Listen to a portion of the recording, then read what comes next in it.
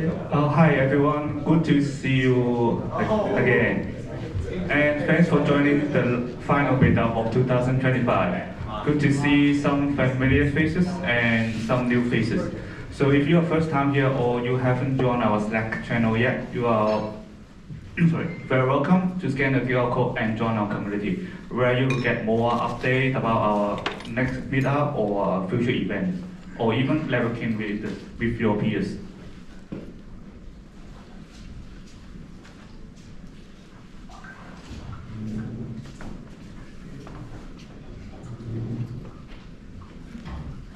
Right, so we will start the meeting by acknowledging the traditional owner of the land.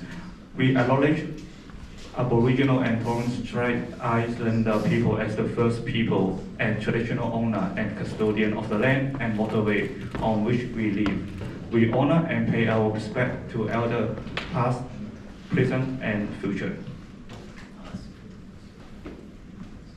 And our group is also strive to maintain gender equality, age, sexual orientation, disability. Everyone is welcome here. And also we also have our appearances in other social media such as LinkedIn and Mastodon. So if you're on that channel, you are also feel free to connect and just get our updates.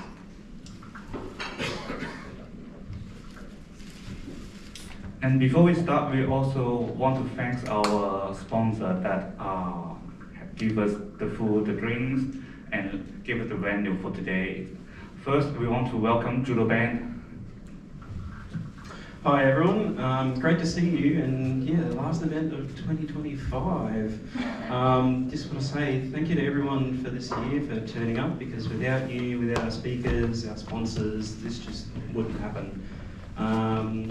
Judo Bank is a bank playing in the SME sector to become the trusted bank in Australia. Yeah, please check out our website if you want to know more about Judo Bank.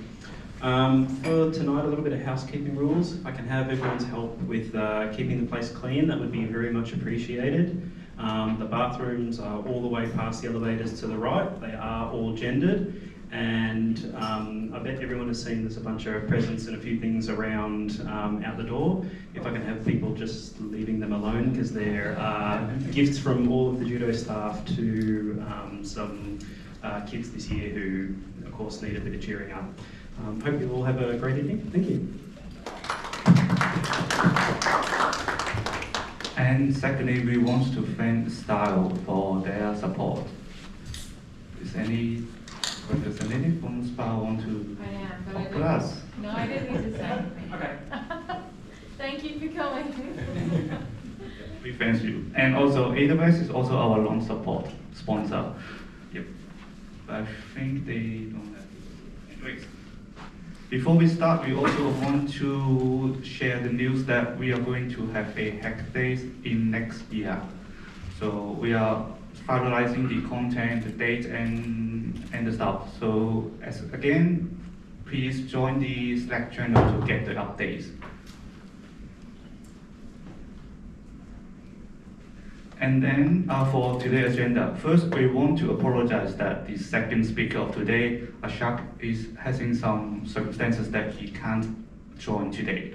So we will have a second replacement. We will have a roundtable discussion. We will be led by one of our organizer, Nikki. But then for the first talk, we will have Chen, the managing director at Golden Data, to talk about how to build a self-host AI. And then after the two topics, we will have a marketplace session where if you or you know anyone from your network is hiring people, you are free to share, and yeah, maybe you will get some CV or you will meet your colleague here. And then we will have more networking after the two meetup, and the door will close at 8. And finally, before we start, we also welcome if you want to join our group to help us to maybe be the MC, to liaise with the sponsor and speaker, or even if you want to be a speaker yourself or sponsor us, you are also more than welcome. If you are one of them, just talk to one of the organizers, or again, contact us through Slack. And now I will pass the mic to our first speaker, Chen. Thank you.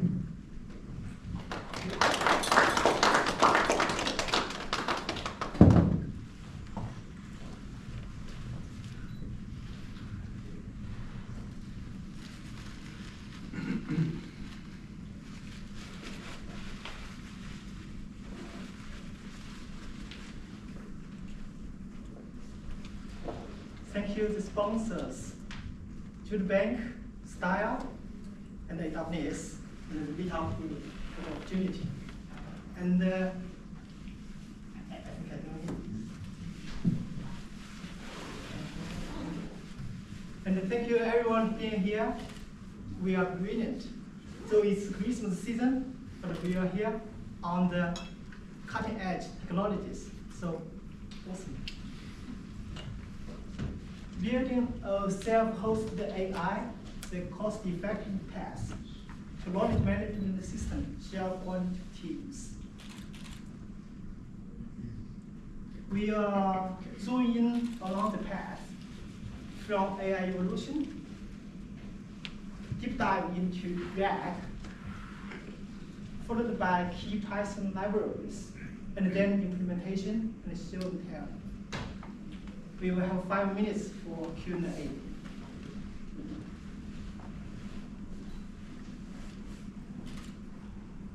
Had any of you called 000 anyway?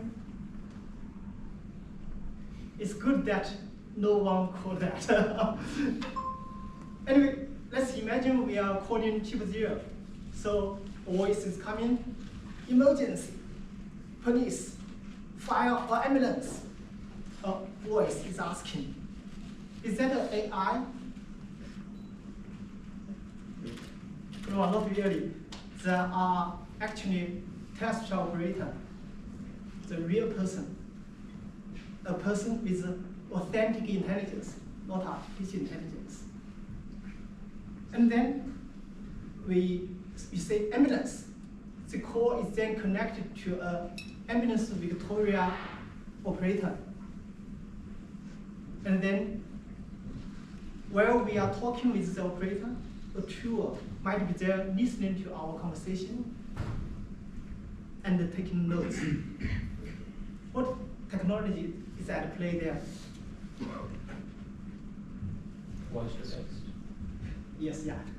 Excellent. So there's a whisper, there's the AI, yeah, generative AI. The AI creates original content. For example, summarizing the conversation. That's AI. And to communicate effectively, we need to keep in mind of role, task, context, and constraints. When we talk with the test operator, we don't need to give them details. We need to give details to the state emergency operators, but not the test operator. And then the task. We need to clearly tell them, send here an ambulance. And then the context. Let them know what is happening. Whether or not is some traffic accident on the road, or someone having a stroke at home. And then the constraints. If there's a road closure or obstacles, let them know. Our message to the operator here, to the AI system, is called prompt. To improve the phrase, to make the prompt better, that is prompt engineering.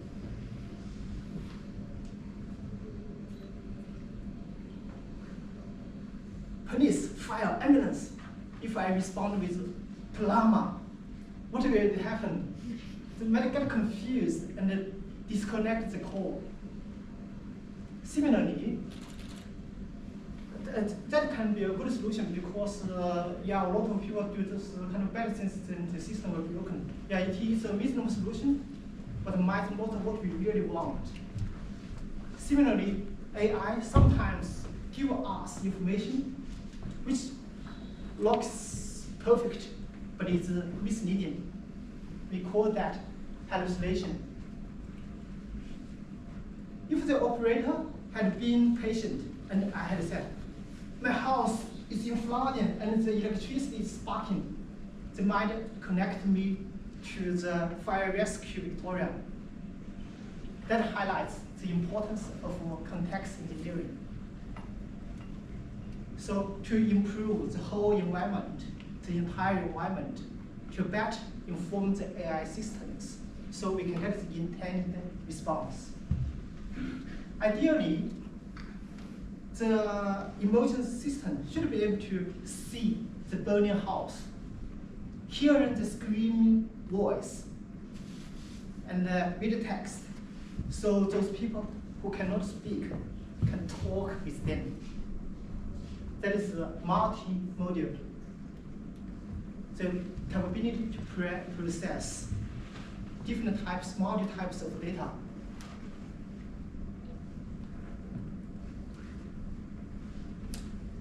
To generate content is not enough. People always want AI to do more. For example, to autonomously create the call to the correct emotion service. That is the AI agent. A duo who can get a specific task done. As the AI agent evolves, it can plan, can scan the environment, and adapt to it, as well as cooperate with other AI agents. Then it becomes a thinker, a strategist, who can not accomplish a complex goal. We can give it a promotion, call it agentic AI. Agentic AI forms a team, a multiple agent system. The triage AI can trace the call to the correct state emergency service agent, state emergency service operator. If it is really a serious traffic accident, it could work with the fire agent to dispatch the fire brigade. It works with the ambulance agent to send out the medical team. It works with the police agent to control the traffic, even the traffic lights. So a smart city. Yeah. As a team, your manager delegates tasks. If it is a complex task, everyone completes their own part and then report back. That's tool calling in the world of agentic AI. If the task is specific, your manager might give you full delegation. That's handoff. The rule to exchange information between agent and agent. That is A2A protocol. The rule for exchanging information between agent and the environment, like the police agent with the traffic lights. That is the MCP. That is the big picture, the evolution of AI. Notice the importance of prompt engineering and its superset, context engineering.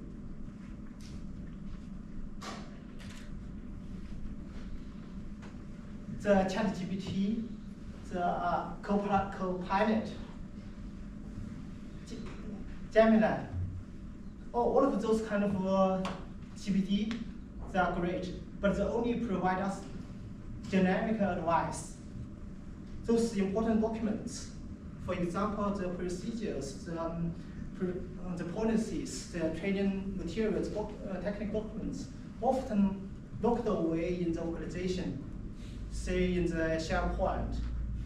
It is often very hard and slow to get those information out, especially when we are having a call with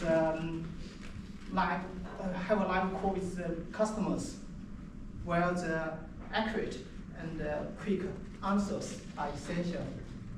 So can we use the corporate knowledge to guide the GPT so as to improve the user experience and enhance the operational efficiency? Yeah, the answer is RAG. RAG, the retrieval augmented generation. It is the bridge between the static brain of the LLM to the dynamic world. That's the bridge. Use the RAG. And RAG enables the advanced context engineering as well as set a solid foundation for the agentic AI, for example, to get the informed planning and for the reflection, for example. Yeah. Just RAG. Let's deep dive into RAG.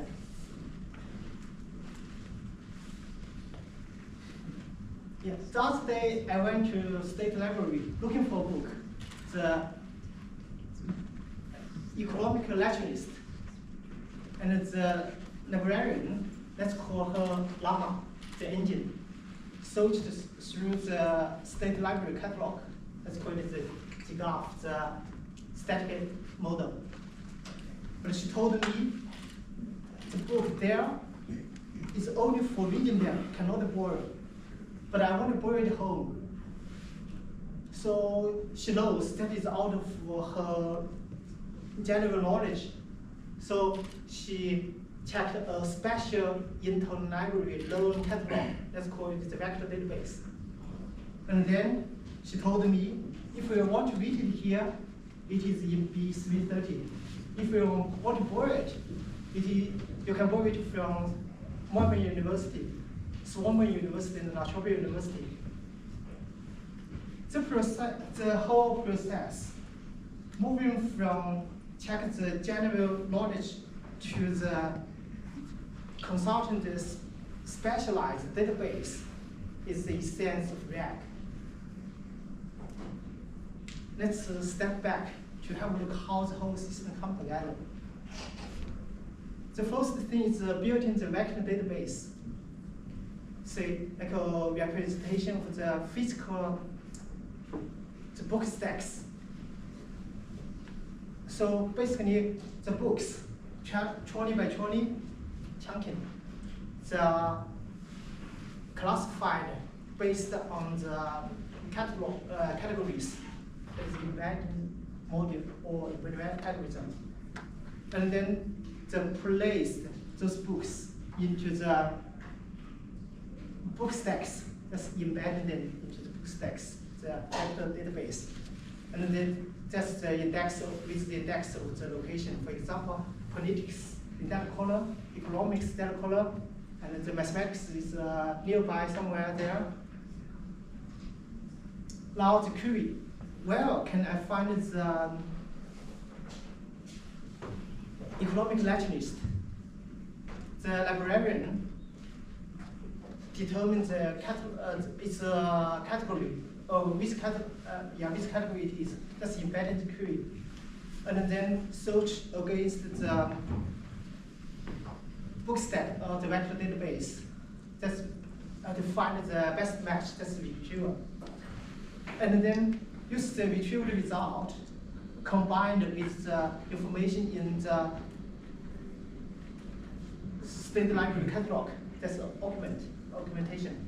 And then she finally gives me a result, the complete result, the final answer, that's generation.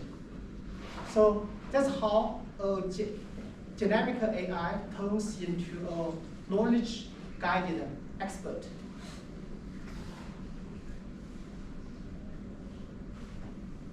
Yes, if we have corporate knowledge, we can convert them into text format, chunking them, and embed them into vector database.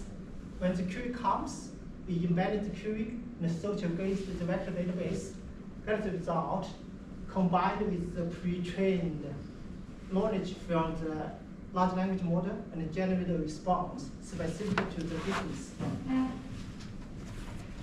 Notice here, the first thing is convert the, say, raw document, say PDF or Word into the text format. For that, we can use Azure Document Intelligence or Amazon Text Extract. After that, we can use Azure AI Search or Azure Open Service or Amazon Bedrock to do other tasks from chunking to generation. The challenge is people still do not have much trust in AI. A lot of organizations worried about the data leaks, even as well as worry about the exposure of the PII when sending the data to the cloud. Another challenge is the vendor lock-in and the cost. If we use a cloud solution, that means we will need to rely on the ecosystem.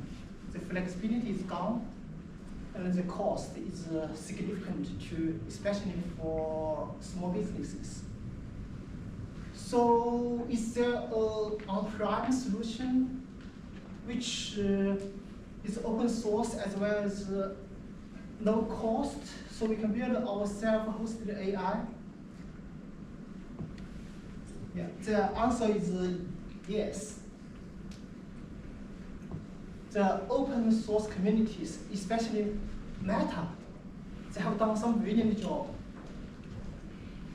Let's have a look at some key Python libraries. To grab data from SharePoint, grab those documents into local, we have Office 365 REST Python client.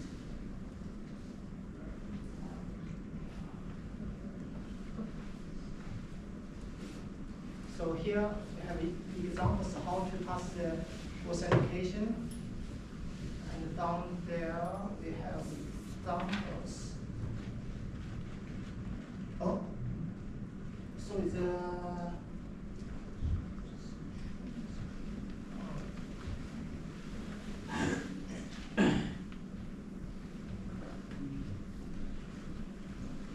okay, excellent. I guess here let's start over. So yeah, let's have a look at some key Python libraries. To grab documents from SharePoint to local, we have Office 365 REST Python client. So here, for example, there's an example for us how to pass the authentication. And down there, there's the code to show us how to download documents from the file.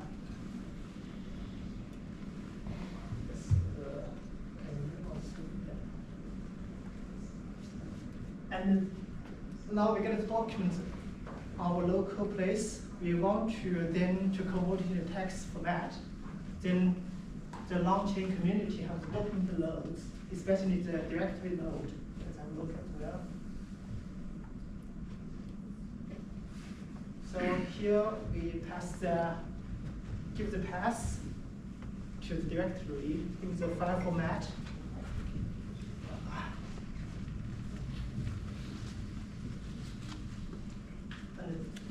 And then it will load into, the load will convert the PDF into a list of raw text documents.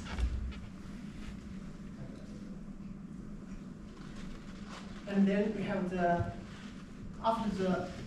we have the text format. We need to chunk them, chunking. Here we have the long-chain text splitter, especially the close capital text splitter. So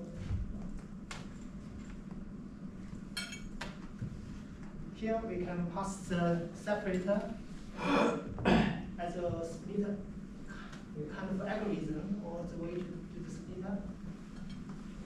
And then for the embedding, we have the Hugging Face embedding here. We can pass order name there, and then to configure the embedding algorithm.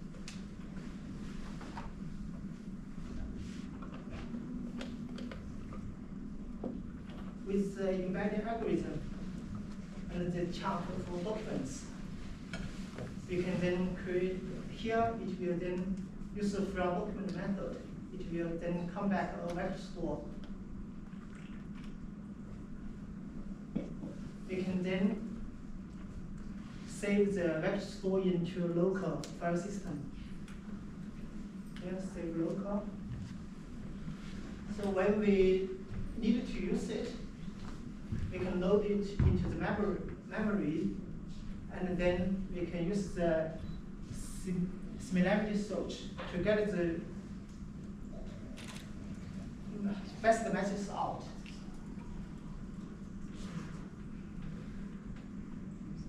Now we have the vector database, and we have the prompt passed in, and now we can get a group of matches. We can then combine them as a context. So that's context engineering to build a better prompt. And then we can use Llama to build to initiate local LLM.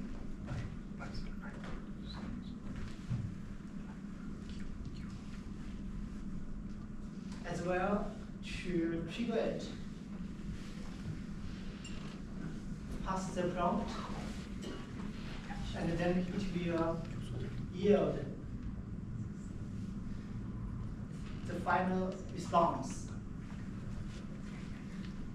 The whole thing, we can make it a bot by using Microsoft bot framework.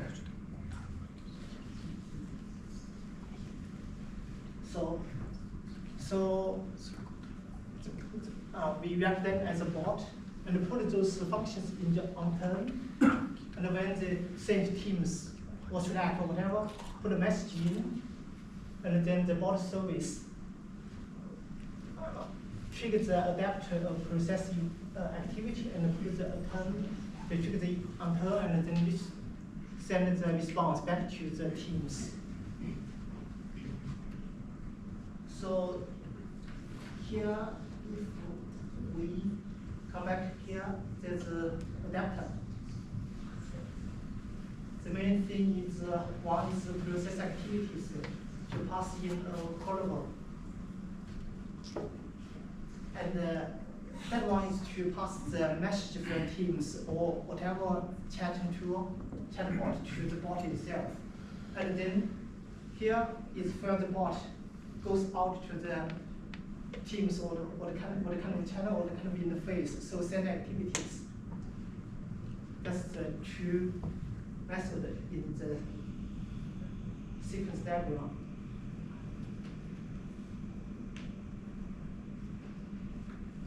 Now, bring all of them together. Let's have a look at the implementation.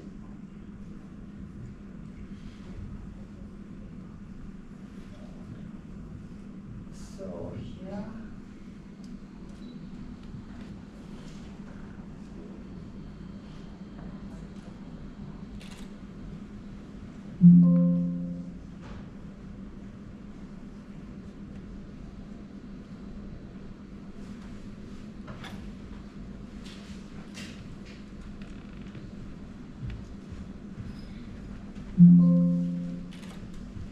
So here, for example, this one is configure the authentication, and then get the document, and then download into local.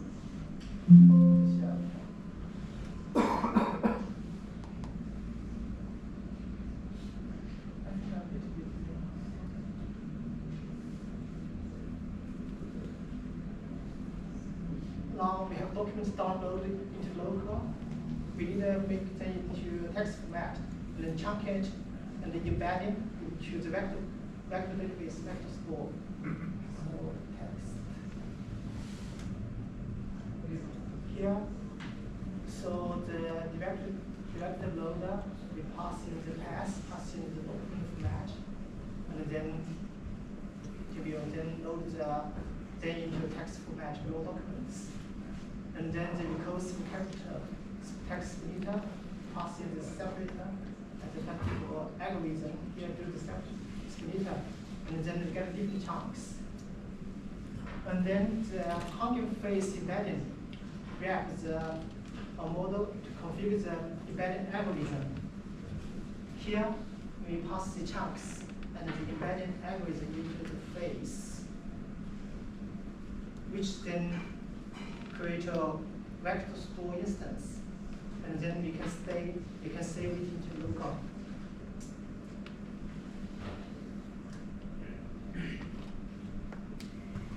Now we have information stored in the local file system. When we need to use it,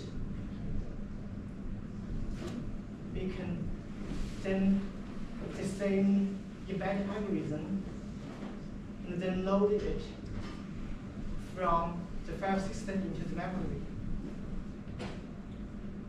Now when a prompt comes or query comes, we then search through the vector database, give us a few search result, the best matches, a few hits. And then we do the prompt engineering. So we wrap those content into, can we see it? Or with two, okay, the color is a good idea. So here, yeah, we tell them this is the role, who you are, and here is the constraints. And the whole thing will be the context. And then the prompt itself. So this is the prompt engineering part. So use the, one prompt comes, we use the prompt, embedded it, and then search the vector database, and then come back with a lot of hits, the most matches. Use them to build a new, a better prompt engineering here. So this is the better prompt.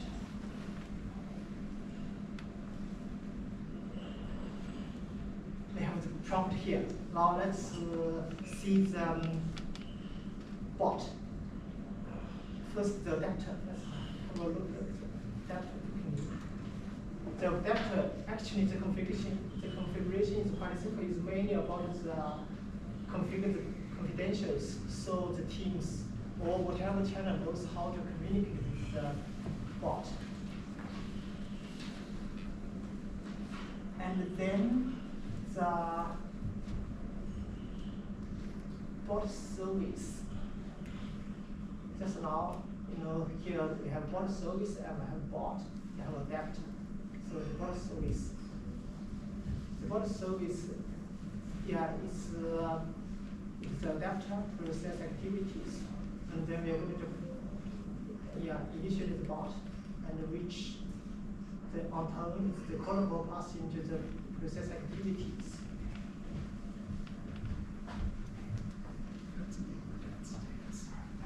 And then the bot.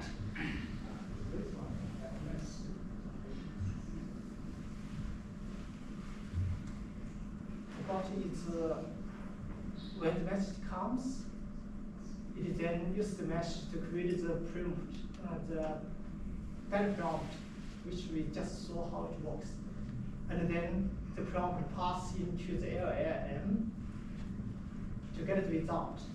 Here, then here I send the message out chunk by chunk. In the real situation, it will be sent everything combined together and send in one group for test or for show to light. I weighted the chunk, give the result chunk by chunk. And last, let's see how the LLM works. And first is, I have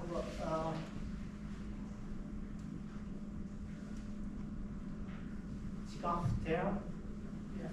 So this the static pre-trained large language model. And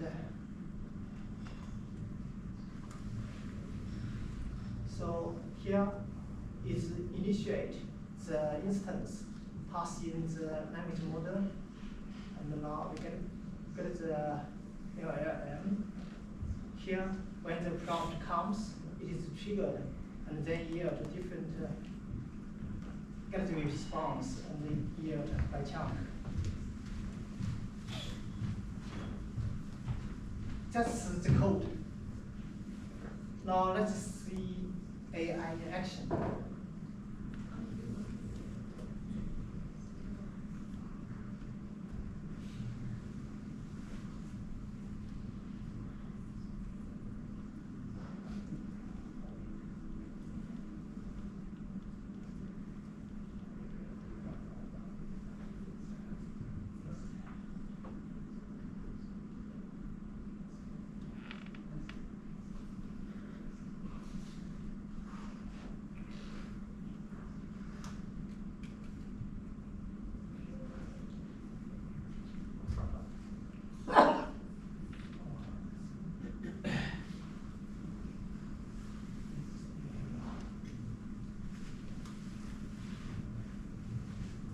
Now the AI is running, which I can test in the Azure bot service. And here is the test web chat.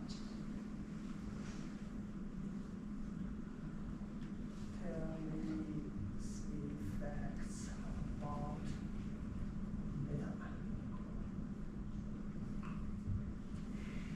Now, as prompt here, this is here shows you are the type for use of the role, and then here is the constraints, and here is the context, and then this is the task. And now I is running,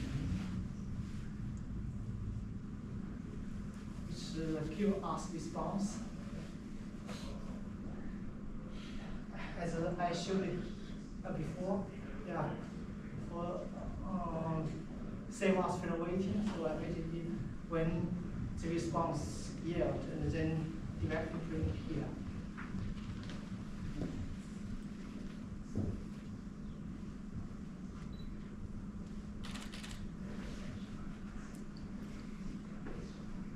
And it can be configured for a lot of channels. For example, here I configured it to run in Teams, configured it to run in Slack. So in Teams, I can do the same thing.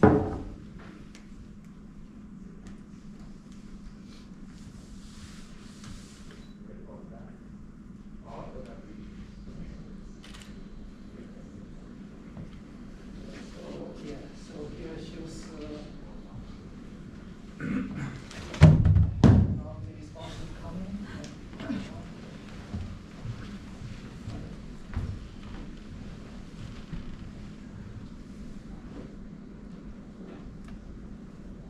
in normal situation, we will combine all of them to come in one go instead of the chunk. Or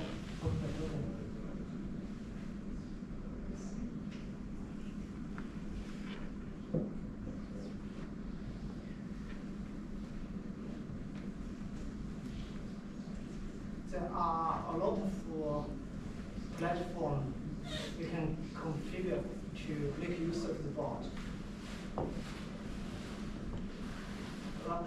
Here is a Slack. You can do the same thing as well.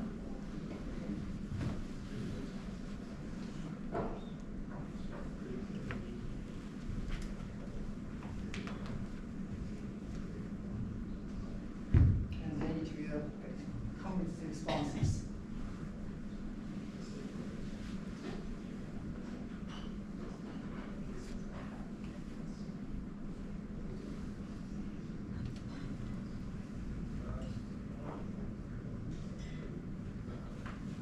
Till now, we have built a self-hosted AI, which is secure and cost-effective in our own environment. It enhances the operational efficiency, so we no longer need to search through the SharePoint documents. It improved user experience. User can get the audience directly from chatbot. Most importantly, it is grounded in corporate knowledge, provide business-specific insights. That concludes my talk. Recap. So we zoomed in along the path, starting from AI evolution, deep dive into React, followed by key Python libraries, and then the implementation shown here. Last but not least, my LinkedIn QR code.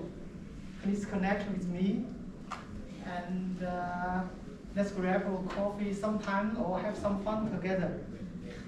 This is my business LinkedIn. Don't be surprised if you find some big names there.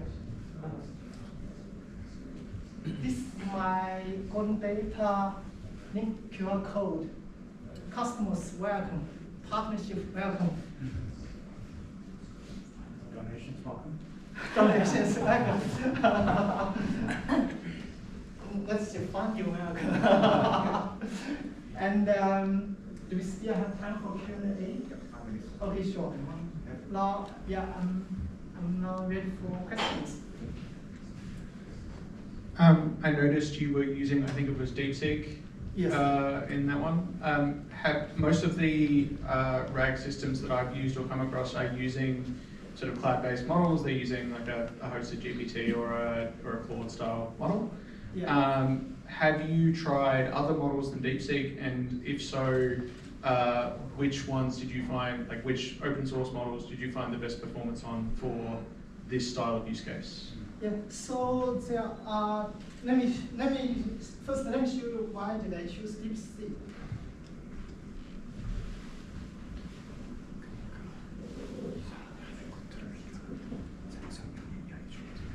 So basically, for me, is to build a open source kind of low cost solution. So basically, here I need to find out from Hugging Face. I need to find the model, and this one is for chat. So I type chat, and then there are heaps of models. Of course, for Llama to launch it, you need to find the graph format. And then I filter by, oh, sorry, this one didn't look. I thought it was showing the screen. So how to make it happen? Sorry.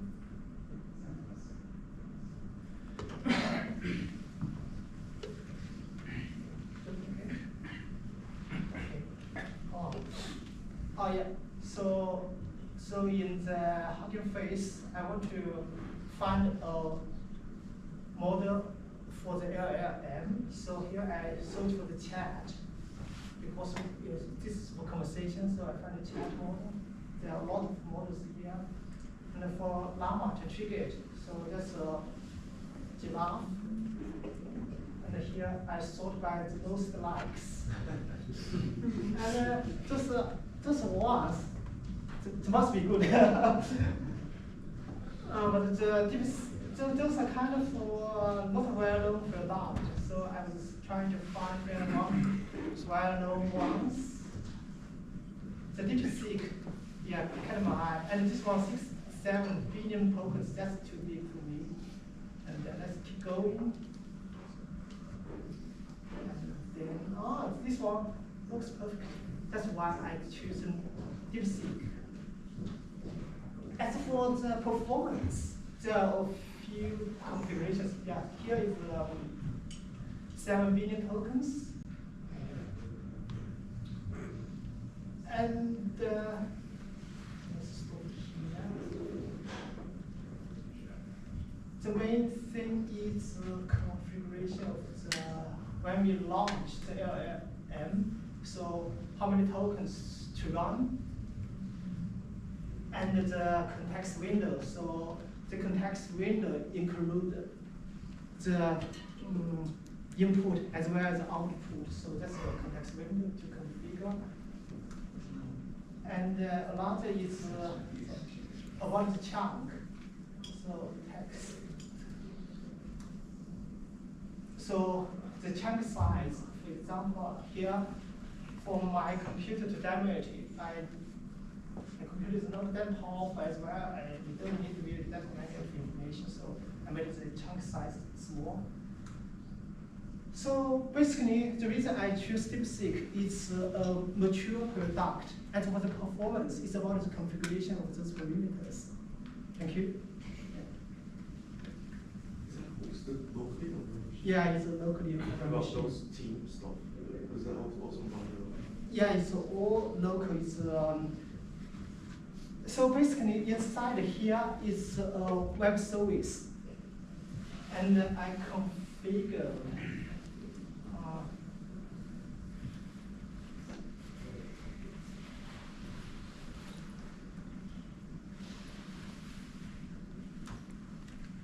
This one, now it's, of course, I just closed it.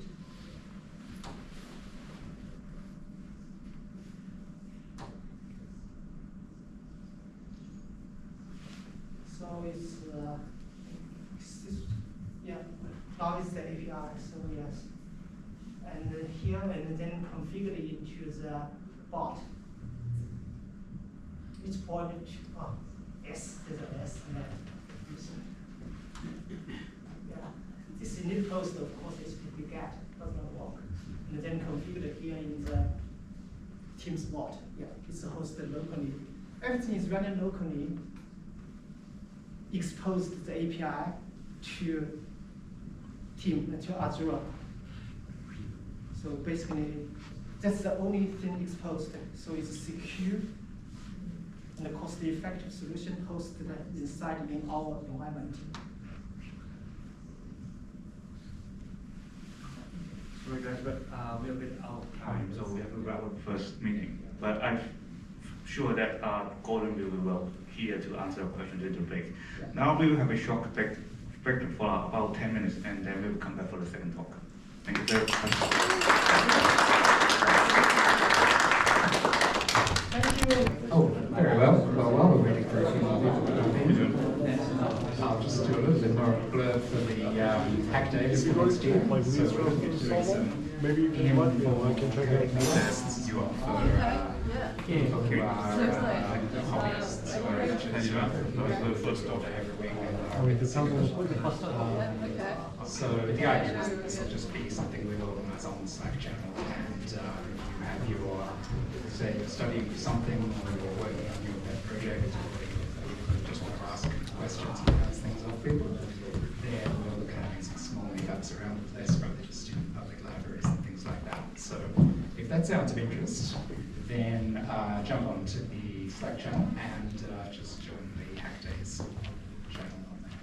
Sorry, just join the Slack and jump into the Hack Days channel. So that's the QR code for Slack. Very well. We had a second speaker this evening who had to pull out at the very last minute. So we have, instead, we're going to do a little bit of a retro and open panel, just based on what we've been doing this year and what you think has worked and what you would like to see next year. So what, out of the different talks and things, what stands out as having been good this year? Not terrible, but we'll try and say it for a second.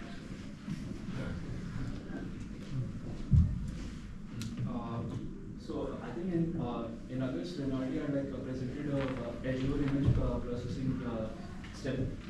So there was a presentation about using Azure image search. So how it basically to use it for like OCR and similar to PDF. So that was something interesting. Like I heard about it, but never thought that it is like really effective and easy to actually use. So that was something good. Oh yes, is it a thing that you do? Is it a thing that you tried to do? Yeah. Excellent. What else? Or we can do the second question as well. Come back to that one as things come up. What sort of things do you want to look at in 2026?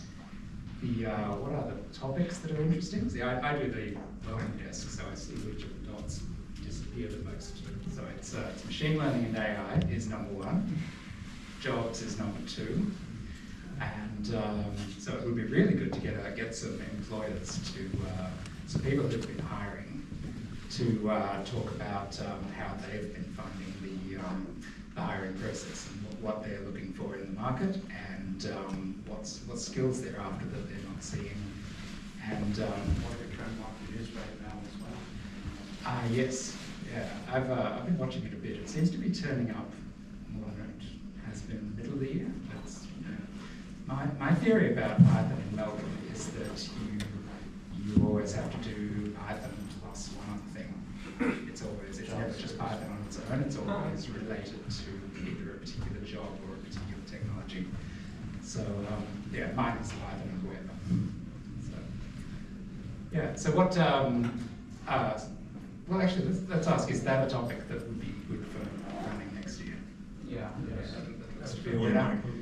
Yeah. What other kinds of topics, questions, technologies, methodologies do you want to hear about? And is someone writing this They have the down?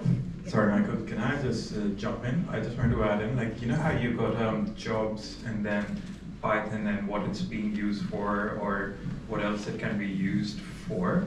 I think if you had something that could kind of marry up all those three things together, that this is where the job market is, this is the kind of skill set that they used to, but you can use Python to kind of close that skills gap. So kind of skilling ourselves in Python in a way to approach the job market.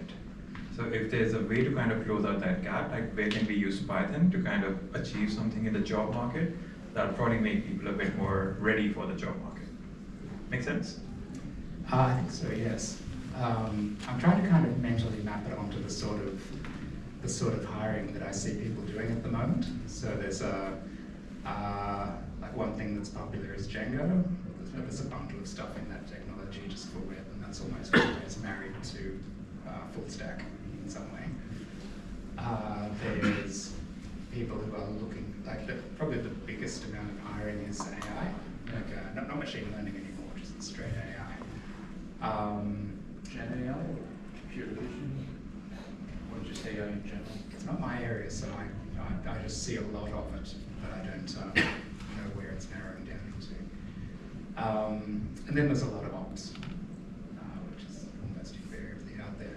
Tiny amount of science, humanities kind of stuff, so sort of pure research, that kind of thing. Sorry, I thought someone put their hand up at the back, but they were just screeching. Yeah. Yes? Well, let's see. Oh, it does work. Okay. On the opposite end of the raw pragmatism that you just talked about, I think I would be interested, and I haven't been to a lot of these, so I don't know if this is a thing that regularly comes up, talking about Python specifically, when the new versions come out and the new core language features come out, if there's any sort of roundup as to what to expect with the new Python. Like what was the new one that came out with some weird pep about there's yet another string format option, T strings now? And I figure a preso on that would be good to see, as far as if we all want to get together and have a whinge about the new features and whatnot. Do you think that would extend into like the major libraries? Do they grow the standard library with now releases, or is it usually just the core language? Well, there's usually big, I mean major releases of really common tools. Things like that. That kind of thing, yeah. As far as things that are central enough that we would all have to run into. Yeah. Something I don't really know much about it. I'm kind of more of the mathematics side, less of the, because I'm actually trying to ask you the coding stuff, but something I heard a bunch about in the context of like scientific computing, AI, machine learning, all that stuff, is just-in-time compilers and like the compilation and stuff like that, basically like skipping the standard interpreter structure of like Python to make Python more competitive with like, good old C++ and all of that. So I was wondering if maybe if anyone here knows about that or knows someone knows about that, that would, I think would be really interesting to hear, how Python can actually be more applicable to production settings with these new technologies. Yeah. And are you thinking that specifically with, say, SciPy or specific maths libraries? I've heard like about Mamba, a bunch of stuff. Another or something. There's an MIT compiled Python project, which might not be the same thing that you mentioned, but it's a way of compiling Python to native source. Oh yeah, there's one called Mojo as well, which is it's not Python, but it tries to follow the same syntax, but it's compiled. Yeah, that would all be cool stuff. To get some talks on.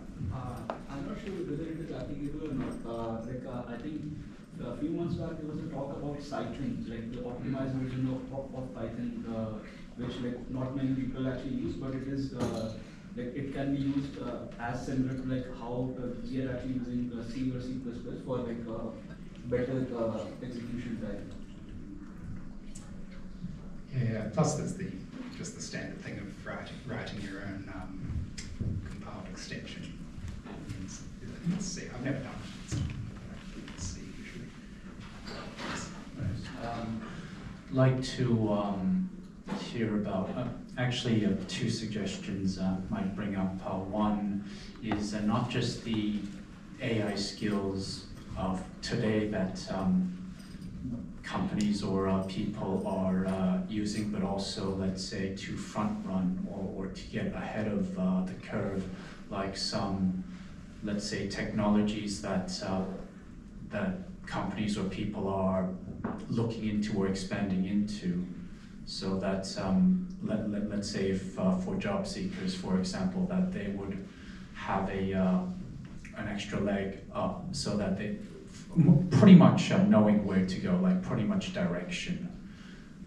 That would be the first thing I'd want to bring up. And the second is, I know this meetup is it's software engineering as general, but Python is also used heavily in the data space as well. So if there's any talks, I guess, on the data space on AI and what companies or employers are looking for, that's something I'd like to bring up as well. When you say AI, do you mean, sorry, when you say data, do you mean processing big data or storing big data? Anything, in general. In general.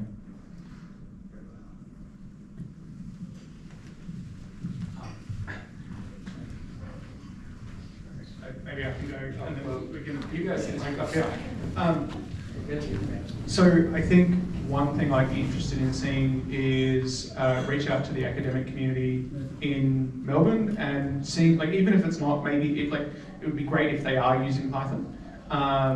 But if they're not using Python, I would still, I think, be interested to see, what are CS PhD students in Melbourne doing research on? What are they going out to conferences and talking about? And similar with the sort of bigger research groups in the space as well. And that, they probably also have some pre-prepared talks that they could just come along and, again, maybe it's 45 minutes, not half an hour, but, they maybe have it ready to go for us. Yeah, we're about to speak at PyCon, so at the Hack Day, which we're in that's on June Cadbury. And just out of interest, how many people here went to PyCon?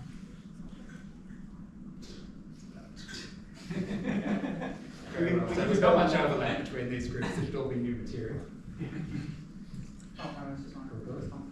In the statistics and machine learning and all in that cloud in general, Python is actually like one of the two biggest ones. The other one is a language called R, more for like scan statistics. Python more with machine learning and stuff. In my experience working with other developers, juniors, seniors, everyone, I think although everyone has their right to write their programs the way they want to, but I do frequently come across, including myself, writing or practicing bad coding practices. So I think that is something that needs to be hammered down again and again. And maybe this is a good forum to make people aware about different practices. It could be as simple as writing a Python loop, or could be as complex as in system design. But those practices need to be taught to other people as much as possible, so that even when you start writing a new project, it helps become, say, more efficient from the get-go. I guess. Python one-liners are a good way to teach that. Yeah, there's actually a really good video, because we've recorded a lot of our videos that are available on YouTube. You can just search for @melpy. There is a talk by Imran, one of our principal engineers here, on floating point numbers and rounding in Python. And it was actually a really hilarious and informative talk on different rounding in Python. Michael, can you repeat the channel name? Yeah, it's @melpy. I'll post it in the Slack group and pin it in there so anyone can find it when they need it. Yeah, I just wanted to follow up on what the gentleman over there just mentioned. Just something came up. So something about, he mentioned bad practices in coding, but with the use of AI and the reliance of AI and Copilot and other Gen AI tools, talks about balancing, or I'd say like drawing the line at some point, like knowing, like getting further clarity or guidance on those issues would be something I'd like to hear about as well. Yes.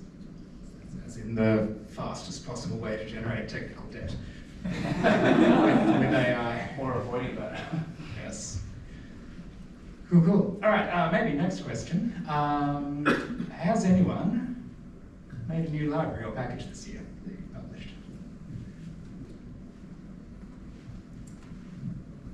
That's a bit dull. I have, but I don't want to talk about mine. Does it count for work? Yes, it does. Yep. Because part of it is, I know, like one of the standard pieces of advice that they give to people who are just, looking for roles is a good thing to have on your CV as a library you've done. And it's really not much work to turn a library into a package. It's just, it's a day or two to, learn how to do it and whatnot. But as long as you've got the, reasonable testing and documentation and whatnot, you can sort of pretty easily put into the GitHub continuous deployment stuff that will show those, and then have green signs saying it's all passing. So yeah, I mean, I could talk about that process one time, but it's if we've got other people who've done it, then cool. Yeah. My name is Nick. I work for Snowflake. I was part of the team that built I have to get the name right. Snowpark Connect for Apache Spark. And essentially, what we're doing is taking the Spark Connect API, which Spark, and you can essentially run the Spark data frame API on top of, and then applying that to Snowflake. So essentially not running Spark under the hood, but giving you an interface that pretends as if we are. And that's basically gone from 0 to generally available inside this calendar year. There's obviously a lot of supporting infrastructure behind that, but building or being part of the team that built that out it was a reasonably sized team that built that out. But yeah, that went from not existing to existing this year. Is that something that's public or internal? So that's something that's public. You can go onto PyPy and you'll find that. Is there a URL?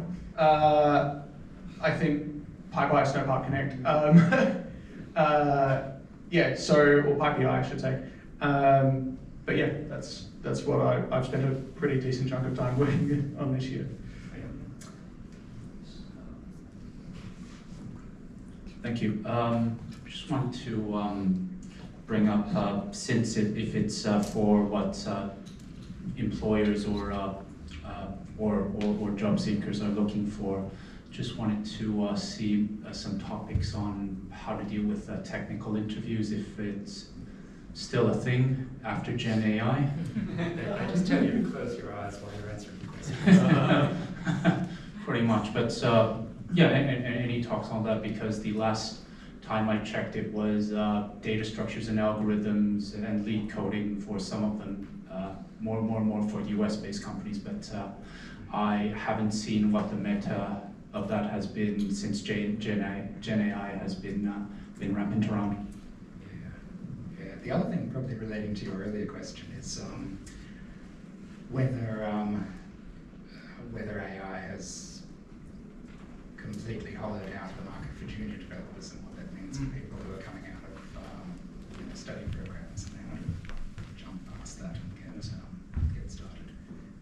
Yeah. I can speak a little bit to what employers are, what questions. I've been interviewing a little bit recently, unfortunately for US-based roles. But essentially, at the moment, the question is not so much how deep can you go with a Gen AI question. It's more what are you doing with it that speeds up your development process and how effectively are you using it, or more to the point, how are you using it effectively? Because there's still a lot of people in the market for whom the answer is Gen what now? And frankly, in a US tech firm, we're kind of not interested in those people at this point. Are you looking for people who have kind of like a mental library of prompts that actually work for generating things? I think there's a spectrum of people. At the moment, it's a qualifying question. It's not so much, do these, can you use this? Are you the most effective person in the world with Gen AI? Yes, we are hiring some of those people, but often, especially at the junior end, it's more about, do you know enough about this to be useful? And are you a curious developer? Are you someone who is keeping up on trends, who is figuring out how do I use this effectively, or at least trying to, especially at the junior end. Like we're not expecting people to know everything about it. We're kind of more like, well, if you are not trying to do this, then you are not a curious developer. You are not somebody who is constantly learning. You should probably look elsewhere. How do you test for curiosity? You ask questions about things that are new, things that are, to use a bit of a loaded word, trendy. But ultimately, I don't know everything. I don't know half the things about AI. So I'm not in a position to ask a question that is, I'm going to knock you out for not knowing everything about it. It's more of a,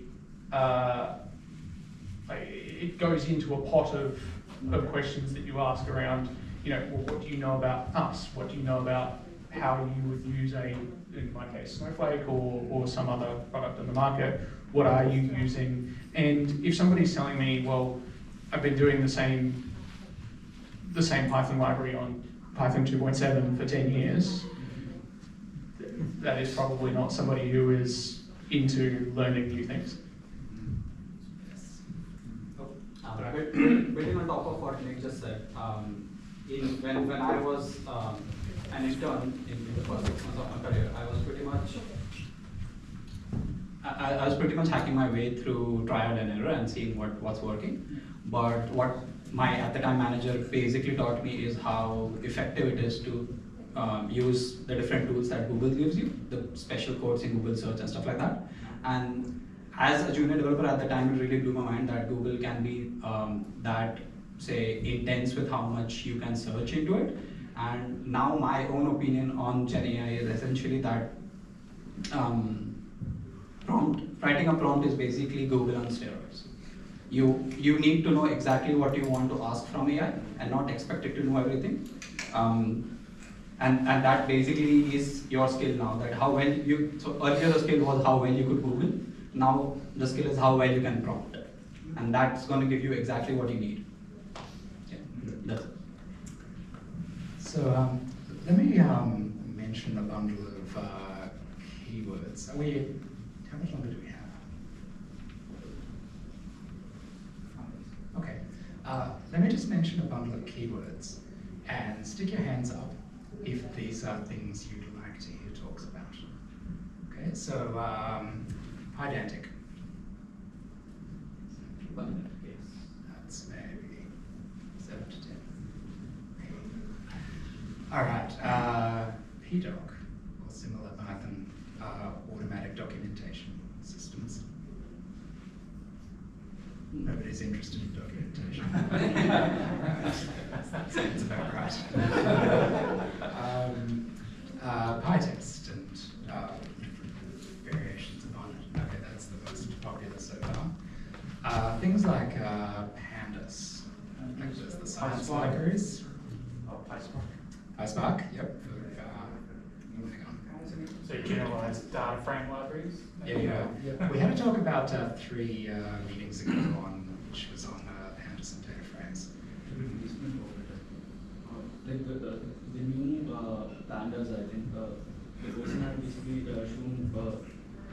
shown a library. I don't remember the exact name, but it was basically like more optimized version of data frame, pandas data frame. Oh.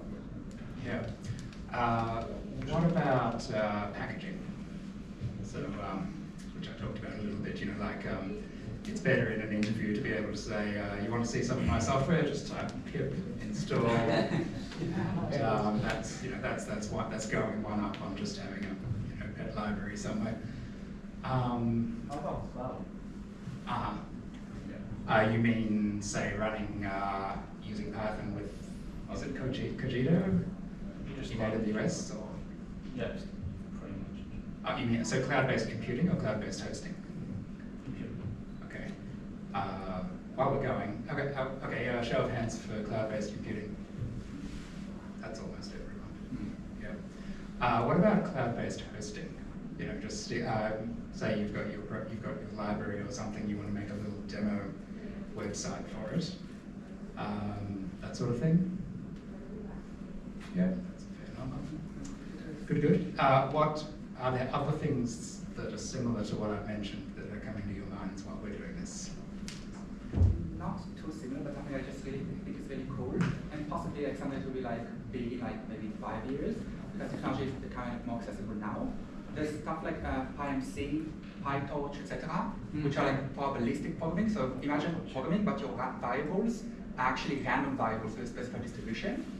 And they have like an MCMC background to those, no variation first background. So basically, stuff that in the past or even now, you mostly like have to have like an academic who knows the coding, like write an efficient algorithm for every specific problem. It's very inaccessible. It's now becoming very quickly a lot more accessible. And right now, everyone like, oh, machine learning models, this or that. It's very possible, in my personal opinion, in like a few years, it will be a lot more about, we'll hear a lot more about probabilistic programming just because it's becoming so much more accessible.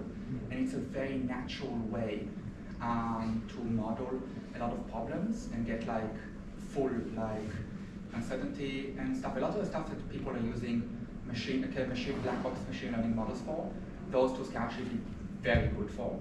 And they are becoming a lot more accessible, a lot more general, very quickly. So I think that's I like the topic. Well, that about wraps it up. Final show of hands. Will the AI bubble burst within 6 months? But that's the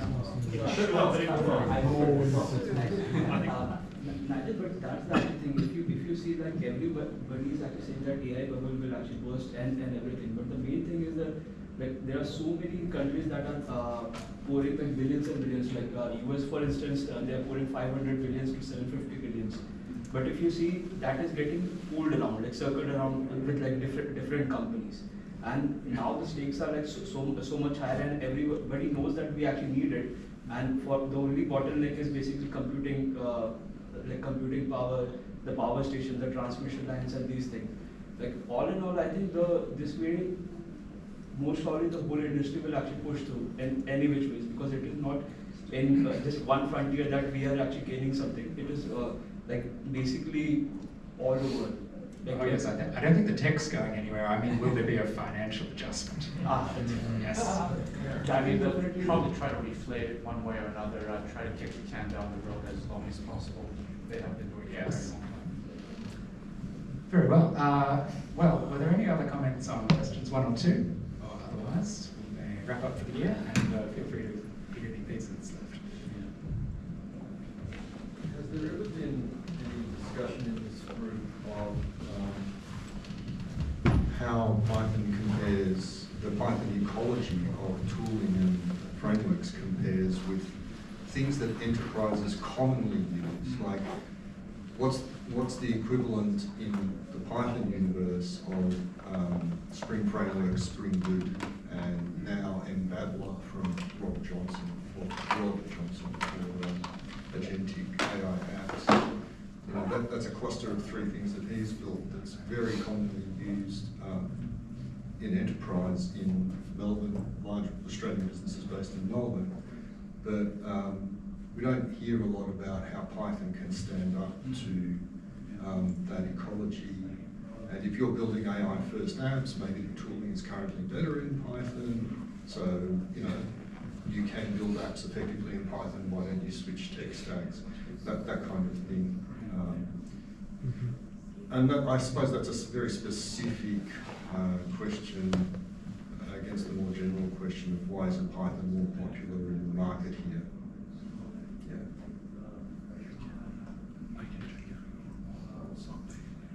Very well. If you have a significant other you need to impress, Koi just said about downstairs. Is your key on the way home.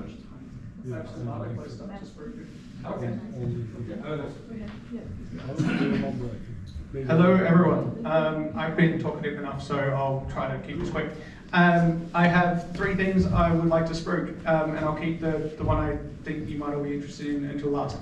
The first one is I am an organizer of an organization called Python Australia.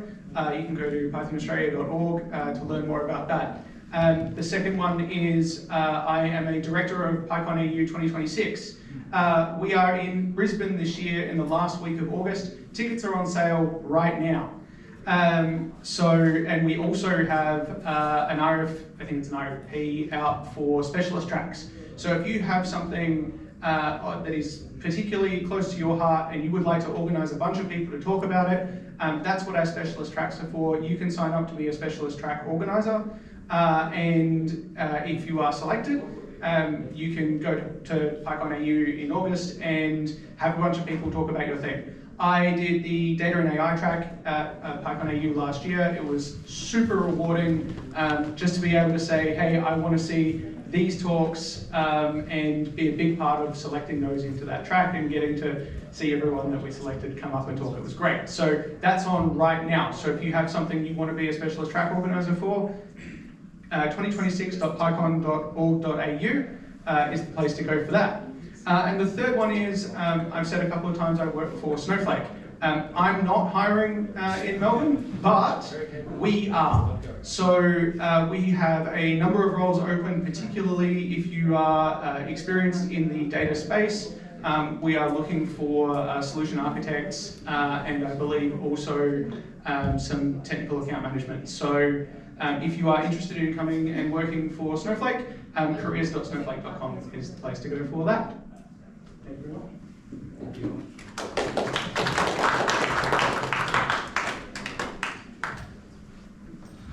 Yep, and is any other audience that you are hiring or you know your network is looking for people? Yeah, and we know that this is the second more after categories looking for a job here. Yep.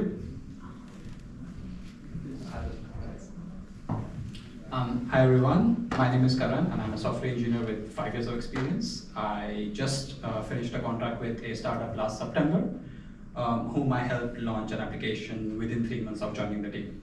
So if you have any questions more about that, just feel free to come and ask me. And if you're hiring, then obviously. But on top of that, I've also taught programming to 400 plus students across Melbourne in the past 2 years. So it was across all the schools in Melbourne. So if you guys are looking for learning Python or learning programming in general or need help pivoting to a career from something else, because I was a civil engineer before I was a software engineer, so I know a thing or two about pivoting from career A to career B, B being in software. So if that's the case as well, please feel free to come to me, connect on LinkedIn, if you want to have a coffee catch up or something. So yeah, that's me. Thank you. Thank you. So you have any contributor? If not, that we will wrap up today meetup. But last but not least, we also want to call for speaker. So I will pass the mic to Adi. Yep. So I'd just like to make another call.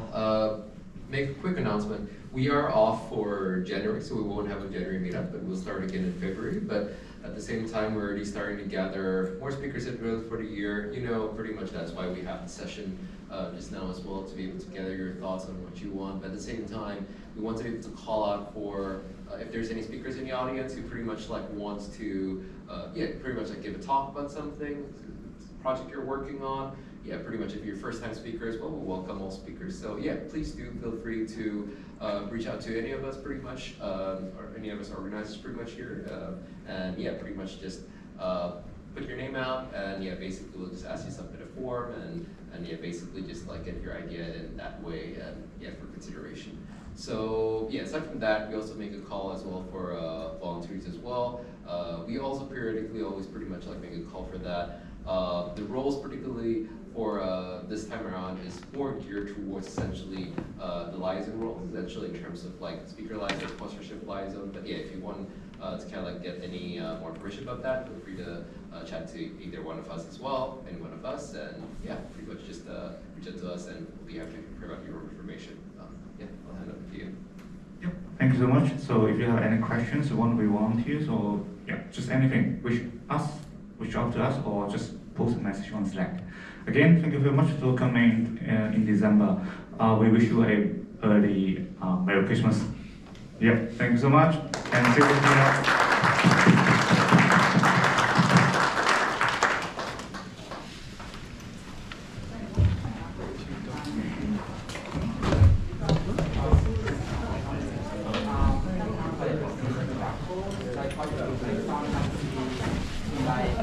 Like